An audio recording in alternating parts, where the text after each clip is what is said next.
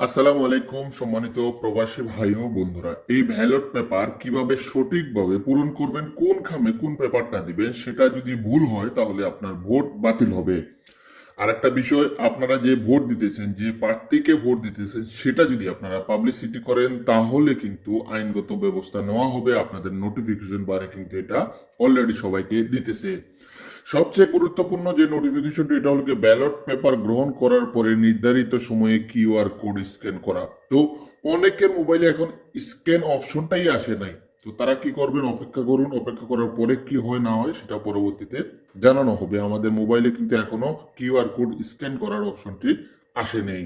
তো চলুন আমরা এই ব্যালট পেপারের যে যাবতীয় কাগজপত্র রয়েছে, কোনটা কোন খামে দিব, কিভাবে পূরণ করব, সেই বিষয়টা একদম কনফার্ম হয়ে যায়। এই যে সাদা খামটা রয়েছে, এই সাদা খামটা আমাদের নাও লাগতে পারে, তবে সাথে রাখবেন। কেননা পোস্ট অফিসে কখন কোন কাগজ লাগে সেটা কিন্তু বলা যায় না। তো অফিসিয়াল ভাবে আমাদেরকে বলা হয়েছে শুধু এই হলুদ খামটির কথা। তো হলুদ খামের ভিতরে আমরা আগেও দেখেছিলাম যে একটি সাদা খাম রয়েছে, এবং সাদা খামের ভিতরে কিছু কাগজ রয়েছে, যে কাগজগুলো আমাদের খুবই গুরুত্বপূর্ণ। স্টেপ বাই স্টেপ মনে রাখবেন। প্রথমে আমরা এই যে ঘোষণাপত্রটি সম্পর্কে জানি। অনেকেই আমাকে প্রশ্ন করেছেন এই ঘোষণাপত্রটি আসলে কি, কেন। এই ঘোষণাপত্রটি আপনারা কিভাবে ফিল আপ করবে, সেটা হলো এই যে খালি বক্সগুলো দেখতে পাচ্ছেন, অনেকে কমেন্টস করেছেন এই খালি বক্সে কি বসবেন। এটা হলো গিয়ে ক্রমিক নাম্বার কথা বলা হচ্ছে। এই যে নাম্বারটি দেখতে পাচ্ছেন, এই সিরিয়াল নাম্বারটি কিন্তু প্রত্যেকটা কাগজে রয়েছে, এই যে ব্যালট পেপারে রয়েছে এবং সাদা খামের ভিতরেও রয়েছে। এই যে ক্রমিক নাম্বারটা এখানে এই খালি বক্সে দিবেন। আপনি যদি পড়ালেখা জানেন তাহলে অবশ্যই নিয়ম কানুনটা পড়বেন, তারিখ দিবেন, স্বাক্ষর দিবেন, আপনার নাম লিখবেন, আপনার জাতীয় পরিচয়পত্র বাংলাদেশের এনআইডি কার্ডের নাম্বার দিবেন। আর আপনি যদি পড়ালেখা না জানেন তাহলে যে পড়ালেখা জানে এমন একজন ভোটারের এই ফর্মটা ফিল আপ করবেন। কিভাবে কি করতে হবে, এই যে ঘোষণাপত্রটি, এই ঘোষণাপত্রটি কিন্তু এই যে দুটি কাগজের সাথে সংযুক্ত করা যাবে না। এই দুটি হলো গিয়ে ভোটের কাগজ, আর এটা হলো গিয়ে ঘোষণাপত্র। এই ঘোষণাপত্রটা কিন্তু আলাদা থাকবে। আর এই যে দুটি ভোটের কাগজ রয়েছে, এই দুটি আমরা ভোটের কাগজ। ভোটের কাগজের নিয়ম হলো কি, এখানে না ভোট এবং হা ভোট আপনারা অনেকেই জানেন। এই পড়াটা, এই যে পৃষ্ঠাটা পড়বেন, পড়ে আপনি যদি হা ভোট দিতে চান তাহলে হাতে টিকমার দিবেন, না হলে না ভোটে টিকমার দিবেন। বাস এইটা একটা খালি বক্স রাখবেন, যে কোনো একটাতে আপনি শুধু টিকমার দিবেন।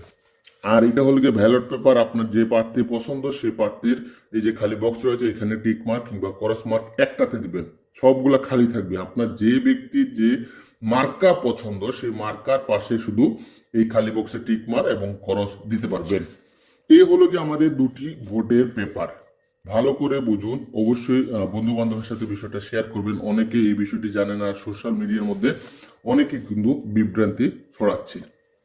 এই দুটি হলো গিয়ে আমাদের ভোটের পেপার, এটা হলো গিয়ে ঘোষণাপত্র। এই ভোটের দুইটা পেপার এখানে কিন্তু লিখে দেওয়া হয়েছে। এখানে দেখতে পাচ্ছেন জাতীয় নির্বাচন এবং গণভোটের কাগজ, এই দুটি কাগজ। ঠিক আছে, এই দুটি কাগজ আপনারা এই সাদা খামের ভিতরে দিয়ে সিল করে দিবেন। এই পেপারটা সিল করে দিবেন সম্পূর্ণ কাজ করে। এটা হলো গিয়ে ভোটের কাগজ। আর ঘোষণাপত্রটি এই সাদা খামের সাথে আমাদেরকে এই হলুদ খামের ভিতরে রাখতে হবে। ঘোষণাপত্রটি আলাদা থাকবে, কেননা আমাদের ভোটটা তো যদি ঘোষণাপত্রের সাথে দেওয়া হয় তাহলে আমাদের ভোটটা সিক্রেট থাকবে না। এই যে এটা হলো গিয়ে ভোটের পেপার, এই যে উল্লেখ রয়েছে, আমি আগেও দেখিয়েছি। আর এইটা মিলানো হবে, এই যে ক্রমিক নাম্বার, এই ব্যালট পেপারের নাম্বারটা এখানে দেওয়া আছে। আমাদের এখন এই হলুদ পেপারে ঢুকিয়ে সিল করে দেওয়া হবে। সিল করে এইটা পোস্ট অফিসে দিয়ে দিবেন। সাথে এই পেপারটি নিয়ে নেবেন। যদি তারা বলে এই পেপারটিও প্রয়োজন হবে তাহলে এটাও দিতে পারেন, কিন্তু আমরা যতটুকু জানতে পেরেছি এই হলুদ খামটা কিন্তু বাংলাদেশে যাবে। এইভাবে আপনারা সঠিকভাবে সঠিক নিয়মে ভোট প্রদান করতে পারবেন। আর যাদের কিউআর কোড স্ক্যান অপশন এখনো আসেনি, অপেক্ষা করুন, কেননা আমারও আসেনি। তাই এই বিষয়ে আপনাদেরকে সঠিক ডিটেলস আমি বলতে পারছি না।